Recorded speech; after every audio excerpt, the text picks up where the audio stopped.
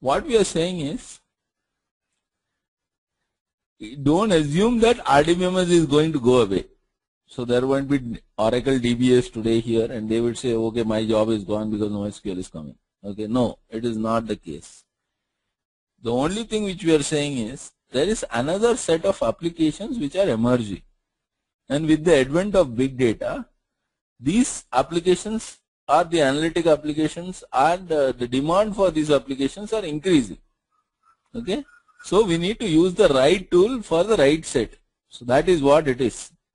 Okay, so RDBMS, the whole idea is, you might, when you need a cycle, you need to have a cycle. When you need a bike, you need to have a bike. Or when you need a Ferrari, you need a Ferrari. So that's the idea. So when we look at it, we are saying that it is not about that RDBMS is going to go away.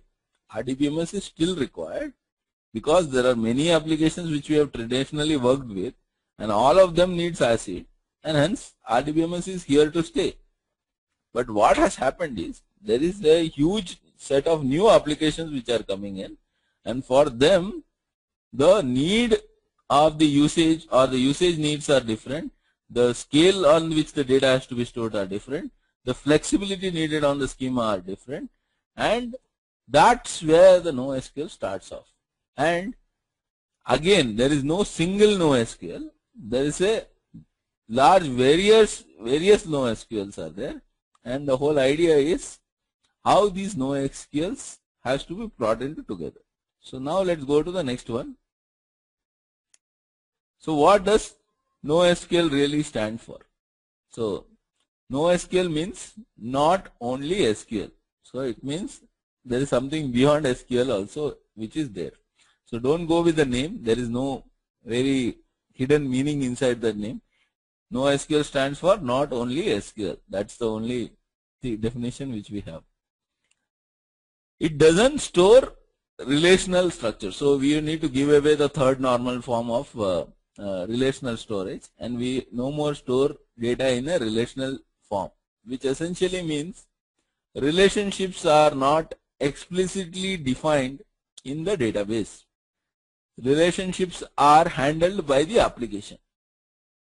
So what means is, if you have, let's say, user and user address as two different tables, okay, there will be no key which will link user and user details directly and by the database, but your application should know that the user ID in this table is equal to the user ID in the other table, and I'm going to use this when I want a relationship to be established.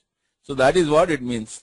It means that database is not going to enforce your referential integrity constraints or relationships, and that responsibility now shifts with the user. Second thing is, we talked about that it needs a flexible schema, and most of these things are all flexible schema. The schema where the fields can evolve as it goes through, and there is no concept of joins in any of these NoSQL. The join part is gone away. Okay, so the join, once you want to join, you need to pretty much get into the MapReduce model, and we'll come back to that. How do we do joins? Okay, but by default, database will not support joins. That is what it will be. You will have to, the application programmer has to do the join. That is what it is. So the responsibility is shifting from database to the application developer. And there is no ACID. It is a relaxed ACID, which is basically available, soft state, and eventually consistent. So it can handle large volume of data. So these are the key thing which you need to remember about NoSQL. That there is no join.